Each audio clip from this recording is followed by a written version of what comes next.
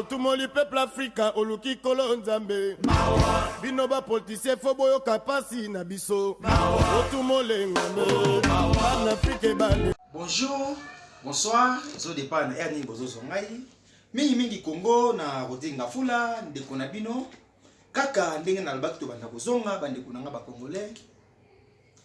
tolongola sentiment na mboka virage to komba congolais tolongola sentiment na mboka Congo eza ya ngai ya biso nyeso to ba congolais eza ya ngai eza ya yo eza ya tous les congolais ko chaque congolais moko tala na spécial na mboka wana to asko na mobilisation générale tous mobiliser ba congolais pour kala mingi te ko bingana Chilombo to ko bingana Kanambe na mboka na groupe de gens wana tous bingana bango kala mingi te na uti ko landa mwasi moko aza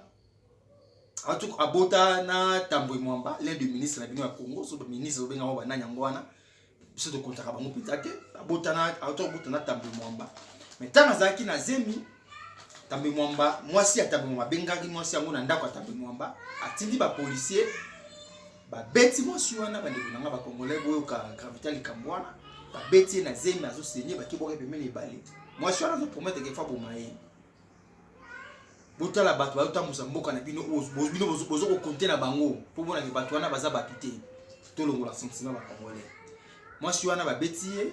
et puis azana mwana ye Tambwe Mwamba azolinga kozamona na charge te eloko peneza pasi makasi za nini bande kunanga ba congolais mutu wazo tuna mwasi wana ba question mwasi wana zolo ba lobi nini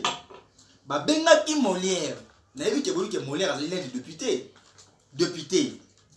ba bengaki Molière azolo ba nini makambu ya Tambwe Mwamba ngana kokota ya ngote po aza muninga na ngai nzambi na ngai congolais soki bolongoli sentiment na makambo mboka wana te na yebi te sozo ka sonele nzamba ko talikola kita pa bundela bino nzamba ko kita kake il faut to tele mapona mboka tolongo na sima ya batu bande ko nanga ba congolais tolongo na kukumisa ka batu congolo linga sentiment yoka Molière un député raison azo pesa pour Molière to yebi kasala ka mission soki peut ba violer mutu aya ko tuna ba question mais moi na mwasi wana bengi ye Molière un député azo répondre moi sona que le ko ezama kambu ya Tambwe Mwamba na kokota yango te po aza muninga na ngai ah bon andeko na ngai ba congolais batu bozo bate ba sentiment batu bokumisa ka batu boto la gravité likambwana andeko na ba congolais bokolongo na sentiment mukolo nini okolongo okumisa ka batu mukolo nini esi ba botaki yo bokumisa ka batu bon tuna siko keso yo ba okumisa mukolo nini ba kokumisa yo mukolo nini un député azolo bake makamata ya mama na kokota ke donc aussi na pasi ya congolais mususu et suivi ka wana te congolais foyeba droit na mboka wana congolais soko yebi droit na mboka wana te wono ka sonde so mutu moko boye justice ça na msomo na nze faveur pour justice tele manal kabe comme les hommes ndika justice ça lo faveur za faveur te ozali na droit na mboka wana ba yo tuna mwasi na ba question na longole kama Molière ba tuni yesusu olingi mwasi ya Chilombo kombo ya nonga banga Rwanda wana na yeba ngo pena te po ba komba Rwanda na ko prononcer ngo te yo kam ta tuna question soit disant journaliste olingi mwasi ya Chilombo salela o nini ha congolais yo ba betaki yo osenye ozoluka mwasi ya bona Chilombo osalela na makambo wana so peut la justice c'est-à-dire aux autres état de droit a qui va porter plainte ba kana Tambwe Mwamba okosenga moi ça eza le roi de zone Afrique Sud awa ministre Afrique Sud moko a botina fimo ba sud africaine ba chezemi a be moi sinaye atindi ba police ba beti moi wana et puis bon ngasko soit disant so nga journaliste Afrique Sud ndo tuna moi wana olingi moi saka mapoza asala na pour mapoza président na Msamboko na ba tuna sko fiona olingi moi saka mapoza asala na oni est-ce que ça na sens le Congolais il a droit na yote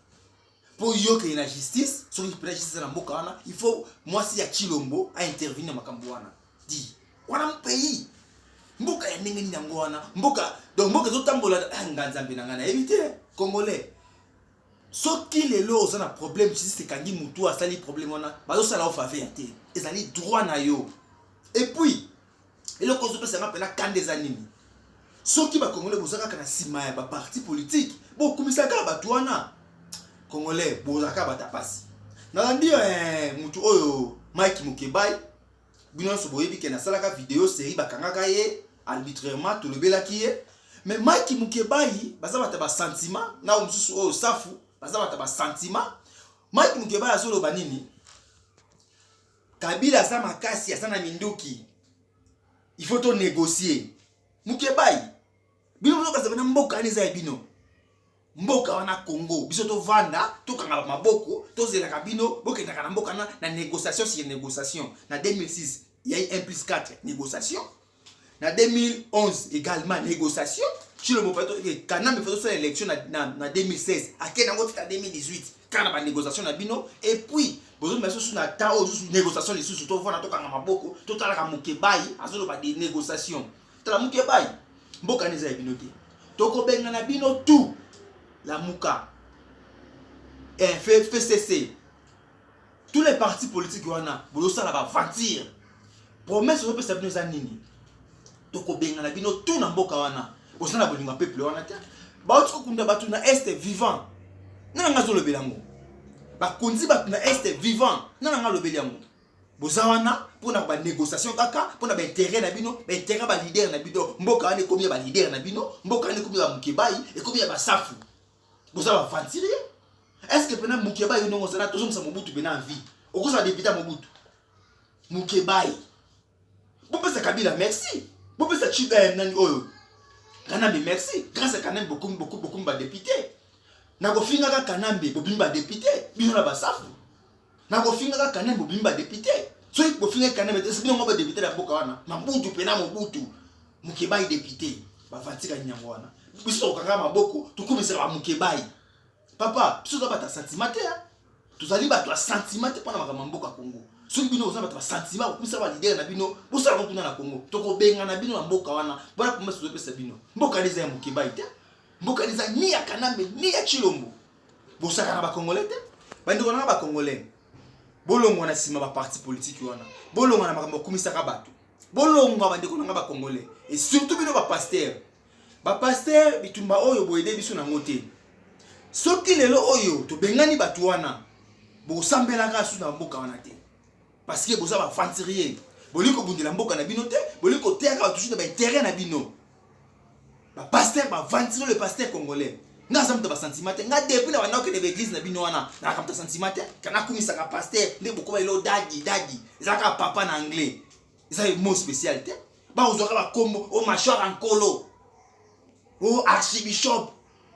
réserve de l'éternel dit bonjour de pas comment ça quand vivre une illusion pour vivre toujours une illusion et ce monde machor encore moi ici quand tout moi ça senga mona nzambe nzambe muta mota mona nga pas vivre nzambe alakisa moi ici mu Congo ngai machor ankolo les réserves de l'éternel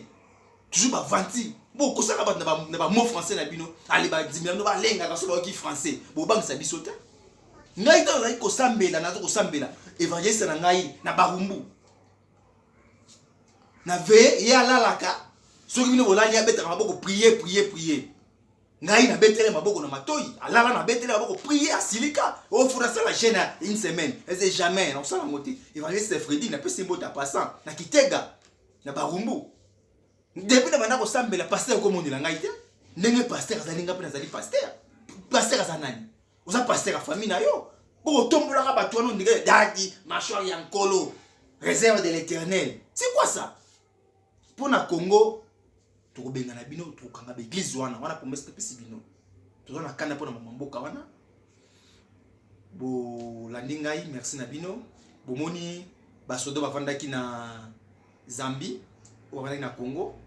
sadeka ye ko bondela bango po babima nzambe na ngai mabimi sadeka ke suko bondela pe ba angolais batika pe territoire congolais mboka zanga gouvernement mboka zanga bakonzi eza pasi tapene za te bandeko nanga ba congolais zaki ya bino molobeli odinga fula na kozonga lisusu poto sur la pona wa mboka je vous remercie.